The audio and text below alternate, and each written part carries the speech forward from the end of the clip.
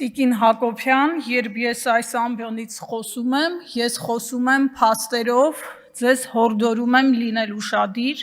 և միավորված ազգերի կազմակերպությունը չխառնել ԵԽԽՎ-ի հետ։ Միավորված ազգերի կազմակերպությունը հրապարակել է Հայաստանի կառավարությանը ՄԱԿ-ի 6 անկախ փորձագետների ուղղված փաստաթուղթը կապված Բագրատ arczepiskopos Գալստանյանի և Սրբազան շարժման հետ կապված մասնակիցների ձերբակալությունների և քրեական գործերի հետ։ Մայիսի 11-ին Հայաստանի կառավարությանը ուղղված այդ փաստաթղթում փորձագետները պարզաբանումներ են պահանջել այդ քրեական գործերով ձերբակալությունների, դրանց իրավաչափության և այլ հանգամանքների վերաբերյալ։ Նաև այդ փաստաթղթում նշվել է, որ հունիսի 12-ին տեղի ունեցած միջադեպերը ուղեկցվել են կամայական ձերբակալություններով և հունիսի 12-ի միջադեպի արդյունքում 83 ցուցարար և 8 լրագրող վնասվածք է ստացել։ Հաջորդը Տիկին Արփի Դավոյան, ես հիմա կթվարկեմ ձեր թիմակիցների անունները, որոնք չեն ծառայել զինված ուժերում.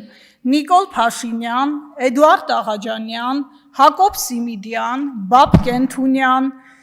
Արարատ Միրզոյան, Արսեն Թորոսյան, Արեն Մկրտչյան, Սարգիս Խանդանյան,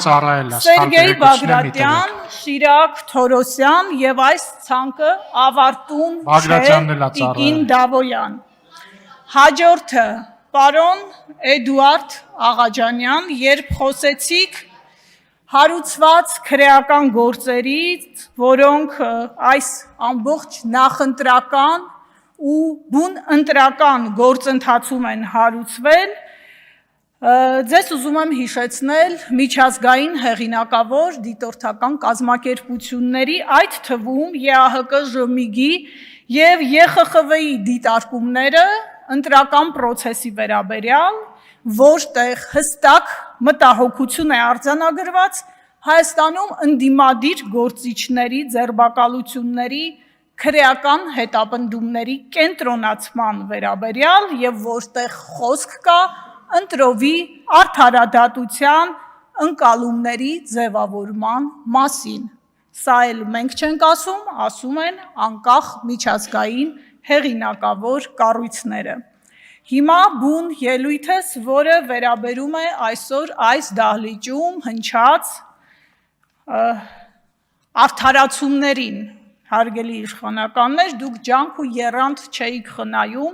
ու իրար հերթ չէիք տալիս արդարանալու, թե ԵԽԽՎ բանաձևը, որը սահմանում է, թե ով է քաղբանտարկյալը, ընդունվել է նախկին իշխանությունների կողմից։ Եվ արդյոք դա ձեր իշխանությանը ազատում է քաղաքական պատասխանատվությունից Հայաստանում տիրող ներկա խայտառակ վիճակի մասին։ Ամենևին ոչ, պարոն Հարությունյան։ Հարժանապատիվ հայրենակիցներ, ձեզ ուզում եմ մի խոստում հիշեցնել։ 2018 թվական մայիսի 16 Նիկոլ Փաշինյանը նոր էր ստանձնել վարչապետի պաշտոնը, երբ խոստացավ, որ Հայաստանում քաղբանտարկյալների հարցը պետք է լուծվի, որպեսզի Հայաստանը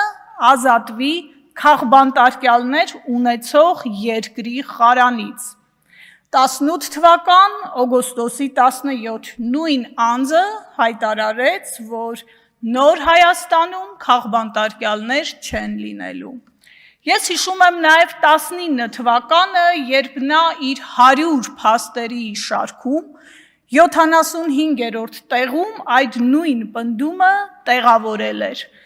բայց ավաղ իրականությունը ուրիշ է։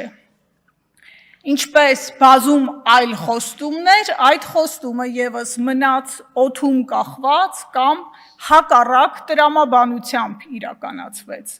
Այսօր մենք 26 թվականում ենք ապրում, այսօր Հայաստանում ավելի շատ քաղբանտարկյալ կա, քան 91 թվականից ի վեր միասին ամբողջ ժամանակահատվածում։ Սամվել Կարապետյան, Ալեքսան Ալեքսանյան, Սրբազան հայրերը, Արթուր Սարգսյան, Ավետիք Չալաբյան, Արեգնազ Մանուկյան եւ այս ցանկը էլի կարող եմ թվարկել, ներողություն եմ խնդրում բոլոր նրանցից, ում անունները չհնչեցրեցի։ Իշխանությունը, որի ներկայացուցիչներից շատերը իրենց համարում են քախալացյալներ,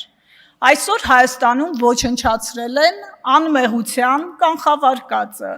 մեղադրանքը դարձրել են դատավճիռ, քննչական մարմինների վարկածը չակերտավոր փաստ, իսկ կալանքը պատժիչ միջոց։ Ու ամենակարևորը մեկ անձի ցանկությունը որևէ մարդու դարձնել հանցագործ, իրավապահ մարմինները որպես օրենք են ընդունում ու իրականացնում են վայրկյանի ճշգրտությամբ։ Այս բարձր ամբիոնից մի շատ պարզ հարց ունեմ, հատկապես ՔՊԱ-կան կանանց։ Դուք ինչ զգացողություններ եք ունենում ամեն անգամ տեսնելիս այն տեսարանները, որոնք հրապարակում են իրավապահ մարմինները։ Դուք ինչ զգացողություն եք ունենում, երբ կարդում եք ձեզ նման մի կնոջ անձնական ընտանեկան կյանք ներխուժելու մասին պաշտոնական հաղորդագրություն։ Գուցե հեշտ է post-factum ասել, որ ափսոսում եք կամ չեք կիսում մոտեցումը։ Արժանապատիվ հայրենակիցներ, ես անուններ նշեցի, որոնց շուրջ քրեական գործեր են հարուցված, բայց դրանք առանձին մարդկային պատմություններ չեն, դրանք համակարգի մասին են։ Մի համակարգի մասին են,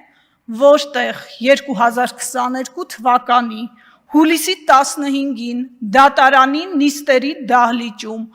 ուղիղ եթերում մարդ մահացավ։ Արմեն Գևորգյանը։ Սա ներողություն։ Արմեն Գրիգորյանը, Արմեն Գևորգյանը, ոչ Շարոց։ Այո, ներողություն Գրիգորյանը։ Սա մի համակարգի մասին է, որտեղ 2019 թվականի հունվարի 26-ին Նուբարաշեն քրեակատարողական հիմնարկում լրագրող Մհեր Եղիազարյանը մահացավ, որովհետև նրա վիճակը կալանքի հետ անհամատեղելի էր։ Ինչ հետևեց այս դեպքերին եւ ով պատժվեց։ Ոչինչ եւ ոչ ոք։ Տարբեր մարդիկ են, տարբեր մեղադրանքներ, բայց կա մեկ ընդհանրություն։ Նրանք բոլորը այս իշխանության քաղաքական ընդդիմախոսներն են կամ քննադատները։ Վերջում, հարգելի ՔՊԱ-կաններ, մի բան լավ հիշեք, ցանկացած իշխանություն ժամանակավոր է, ձերը նույնպես։ Եվ մի վիճակագրական տվյալ ևս ձեզ համար, Տիկին Հակոբյան, երբ խոսում եք խոսքի ազատության մասին, ու դա իբրև ձեր իշխանության ձեռքբերում եք նշում,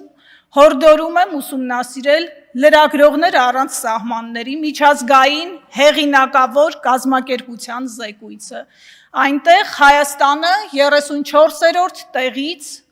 50-րդ տեղն է զբաղեցնում, գրանցել է դիրքերի անկում։ Հորդորում եմ կարդալ խոսքի ազատության պաշտպանության կոմիտեի զեկույցը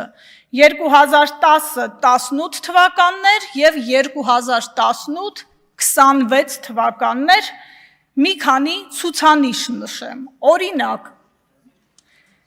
ֆիզիկական բռնության դեպքեր 77 դեպք մինչև 18 թվականը, 82 դեպք ձեր իշխանության օրոք, ճնշումներ ԶԼՄ-ների նկատմամբ, 466 դեպք մինչև 18 թվականը, 795 դեպք ձեր իշխանության օրոք, տեղեկատվության ազատության և տարածման հետ կապված խնդիրներ, 209 դեպք մինչև 18 թվականը և 825 դեպք ձեր իշխանության օրոք։ Սա Տիկին Հակոբյան ասում է խոսքի ազատության պաշտպանության կոմիտեն, չի ասում 5-րդ ալիքը, որտեղ ես աշխատել եմ 8 տարի և հպարտ եմ դրա համար։